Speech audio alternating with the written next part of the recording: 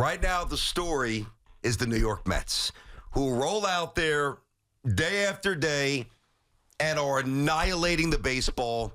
Still don't really have the full complement of arms yet, but the Mets are a good team. Mets are a good team. Sal, I think that for all the baseball that we've watched and all the things that we've said before we worked together, when we were younger and everything in between, I don't know that I ever felt so strongly that the way the Mets looked to start the season was the way they were going to finish. Body bag. I thought it was over. I'm not alone.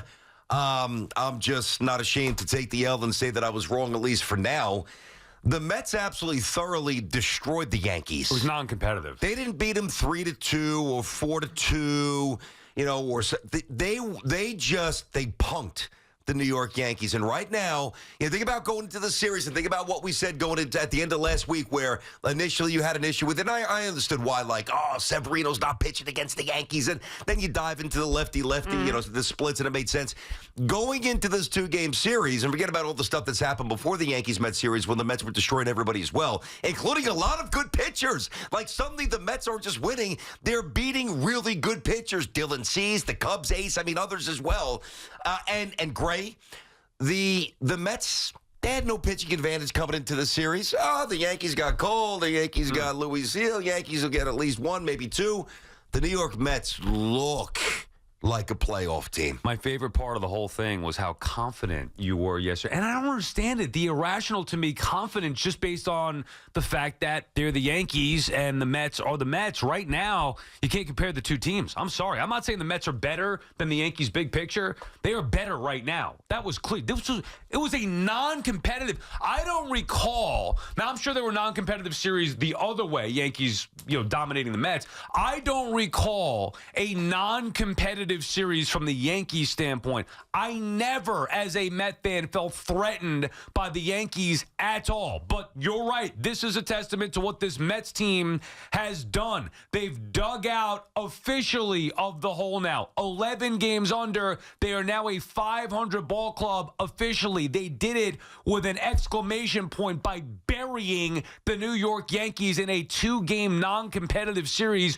sweeping them away in embarrassing fashion and building their ball club back up. You look at the numbers since the end of May or whatever has been here since Lindor moving to the leadoff spot. The Mets have one of the best offenses, if not the best offense in baseball. I never thought it could happen, but I also noticed a week ago that this was legit. This wasn't just some fluke where guys are running into some luck or guys are, taking advantage the way it was in 2022 when a lot of the Mets' strength was taking advantage of the opponent's miscue. That's not what's going on here. This team is hammering the baseball. They're getting extra base hits. They're getting big hits. They're driving in runs. They're blowing teams out. Even with a less than pitching staff, even with a more than less than bullpen, they're still hammering teams and have hammered teams back to the 500 mark. Yeah, season back on in the biggest of ways. And I told you, BT, earlier in the week or last week, there's a carrot now for me. And it's not the third wild card spot. It's the Braves. Go get the Braves. The Mets have answered the questions after the 0-5 start, after being buried at 11 games under. Season back on in a big way here. This team is legit. How much fun are you having? It's a lot of fun. Last night was, the last two nights specifically, but I'll tell you this truthfully, it wasn't even really that much fun because it was non-competitive. These games were blowouts really from the start. You take away the Judge Grand Slam, and that shouldn't even happen because the Mets are knuckleheads for pitching to him. And again last night, Danny Young, all due respect, go back to the minors. Stay positive, buddy. No. Stay positive. The guy's got a huge lead. He can't throw a strike to Juan Soto, and then he throws Judge a fat pitch right down the middle of the plate. Even in the win, it drives you nuts. There were two guys who could beat you with the Yankees, Soto and Judge. And that's it. That's a problem that the Yankees have, that the Mets, even with letting those guys do some damage, still were able to beat the Yankees handedly here. This was an easy BT two-game sweeper. It was alarmingly easy, and the Yankees do have problems, but Met fans don't care about that right now. It was a party. It was just an ass-kicking. It was destruction. And I'm seeing these videos floating around last night on social media. Did you see the one of the massive Grimace slamming beers in the concourse? Yeah. You got a problem with that? Yeah. Oh, God, stop. I think that's awesome. Listen. I know that Grimace threw out the first pitch, and the Mets got hot the moment that he threw out the first pitch. The reason why the Mets are winning are not because of Grimace as much as you tie it into. The Mets are winning because their manager has proven to be really good, and their stars are playing like stars, and their young kids have made this a circular lineup with no dead spots. I said to start, it's about the Mets, and it is, and not the Yankees at least to start, but contrast the 9 hitters that the Yankees send up there. Volpe's good. The next 2 are amazing. And then it's dead spot, dead spot, dead spot, dead spot, dead spot. And you feel it watching the game. No 100%. doubt. And then look at the Mets. You got Bader tattooing his old team.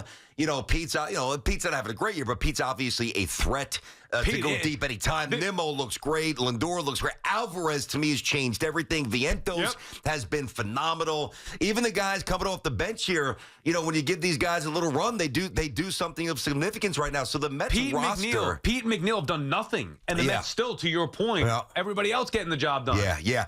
Listen, I just tweeted before the show. I said, Met fans, if you don't come for, I know it's not about me, but if you don't come for me today, I will lose respect for you because you are listening to a show. Now, one thing about this show is when we're wrong, we're going to tell you. And so far, I have been very wrong about these Mets. Well, we've both been wrong about the Mets. I think a lot of people have been wrong about this Mets team. That's a credit to them for digging out of a hole we didn't think it was possible. And I'll say this. For all you Yankee fans who were talking smack, dismissing the Mets, we're going to sweep them, Cole's going to shut them down, this and that, and the little feeble Mets, why would Juan Soto ever want to go there? Did you enjoy those 2 games? Because I'll tell you something. Yeah. I did! I enjoyed every second of those 2 games! Oh, BT, that was sweet!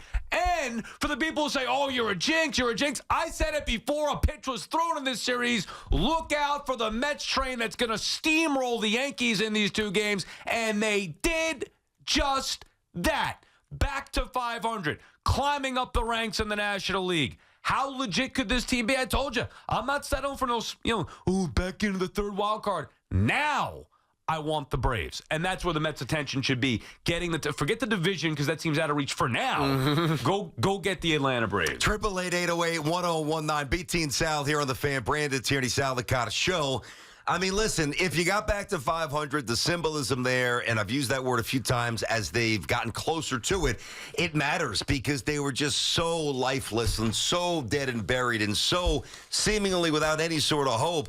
But if you would have crawled back to 500 against the Reds or the Pirates or the Tigers or the Twins in the interleague, whatever, you still would have been enthused about that because the ride's going in a direction that, very, very few saw it going. But to do it and to stamp the return to viability against the Yankees has got to mean a little bit more. So, Met fans, you got to flex, and Yankee fans, we got to take it on the chin. Because right now, I don't know how else to say this, Yankees look like ass. They just look like ass. They do. I don't really like to speak that way, but it's the most direct way to say it. Right. The Yankees look awful. They look impotent. They look disjointed. They look broken. But that's the offense. Yeah, we're also banking on Garrett Cole to pitch well. He got rocked during the series. Luis Gil, now it's suddenly 3 starts in a row, has not looked like, you want to tell me I jinxed him with the Doc Gooden comparison? Bring it on. Since the proclamation that's great, that it was good in 85. All right. Yeah, bring it back. All of a sudden, Rodon, who a week and a half ago I was touting as a possible all-star, he is off the rails. So it is a complete flip, a complete reversal of fortune. Yanks are rolling. The Mets are rolling. Yanks are bleeding. Yanks are bleeding hard. Let me get Chris in Manhattan. Chris, BT and Sal. What's going on, Chris? Guys, I'm on cloud 9. Last week, Sal, you guys were debating we're beating the Cubs or the Yankees. Look what happened. We did both. 2 out of 3 from the Cubs and swept the Yanks. Yeah. Amazing. I want to tell you guys, I went to the game at Wrigley on Sunday night. Went to visit my daughter. First time at Wrigley was amazing. It was Ryan Sandberg night. Yeah. An icon. When Vientos hit that bomb, I am screaming, I've never seen Ryan Sandberg hit one that far. That's what I'm doing at Wrigley Field. I come back, the Mets sweep the Yanks, guys. There's something just kind of, the stars aligned to get to 500, I think, against the Yankees. It's a little extra special for the Mets. And the only thing I wish we could have done was to beat Marcus Stroman. Bring him on next time. Ooh, there you go. Okay. Forget Marcus Stroman. Get a little greedy here, Sal. They want a little blood from all the old ex-Mets, huh? Honestly, it was disappointing how non-competitive the series was. The Yankees just didn't have a chance. No. Like, I actually can't, like, I am saying it to tweak a little bit, but the reality is right. They didn't have a chance. The only time I thought the Yankees were going to win the series was when they had the bases loaded in the first game and they did nothing after that. Right. I'm saying, all and right. again, last night, same I thing. know, jeez. This is who they are, Sal. Verdugo's killing you. How do you do? Oh, my God. BT and Sal inside of our Town Fair Tire studio. Friends at Town Fair remind you that you always get the guaranteed lowest price on name brand tires from Connecticut to Maine. Nobody beats Town Fair Tire. Nobody. I want to get back to these calls. I want to say one thing, though. So we have been, treated to a lot of fun seasons around here, right? All the sports. Some seasons like, LT's Giants or some of these Yankee dynasties. It's like, all right, we're going into the season. We're going to destroy people. Yeah. Let's go. And those are fun. And then there's some seasons, and you never know when they're going to appear or where that blossom really starts to take fruit here or take hold. The magical seasons, like the unexpected magical seasons. And I'm not classifying this yet as one of those seasons, but I'm leaving the door open for it to possibly be one. Isn't that crazy? Yeah. Seriously, I've given this a lot of thought. It's insane. Like normally sports, we watch the game, we know the stories, we come in, we react. This is, it is deeper than that. Because it's not like we're always negative and looking for the negatives and think, we're realists, we deal with reality. And when you see what the Mets did to start the year, then go to 11 under, there's no way I ever thought that this would be the reality. And I don't think we're overdoing it. What getting to 500 means that's a big deal.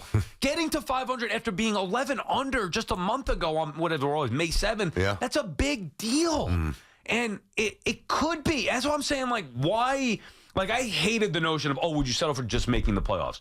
Because it wasn't just getting to the playoffs. It was like... You're talking about before the season? Yeah. Okay. Yeah. You get to the playoffs, but, like, nobody's going to take you seriously. To me, that's now changed, where it's not, if they do make the playoffs, it's not just getting to the playoffs. Now I look at them as their offense as being legit. And if they do get to the playoffs, I'm not saying I would predict they'd win the World Series or beat the Braves, whoever it may be. But I do give them a fighter's chance here against whoever it may be, because we've seen crazier things happen in baseball's postseason. They are going to add. They talked about having the resources to add. If you do get into the postseason and you can finish ahead of the Braves or right there with the Braves, now you're talking about one of the better teams in the wild card. Like, it's not unrealistic to think that the Mets could mess around and go to the World Series. I know it sounds crazy. It doesn't sound as crazy today as it did, certainly, most of this season, for sure. A month ago or 2 weeks ago, it would have sounded crazy to say that the Mets are going to be a 500. They would have put you in a jacket, and they would have, put you in one of those little vans and carted you off to an insane asylum. If I said I'm not making light of that, but like, if you thought the Mets were going to do anything a month ago, you're out of your mind. If I said to you 3 weeks ago, I would have bet almost. I'm not going to say everything I know. Oof. I'm going to say to you, BT, and I say this sincerely on the air, like I really believe it. BT, you know what? Mets are going on a run here. I just feel it. I believe in the team. They're going on a run. They're going to go on such a run that they're going to sweep the Yankees and get to 500 after they do. You wouldn't take me seriously at all. No, because the Mets hadn't given us reason to take them seriously. This is where you have to distinguish, guys. Now, there are good teams. Even the 86 Mets started 2-3. Right. I mean, they first 5 games, they lost 3 of them, okay?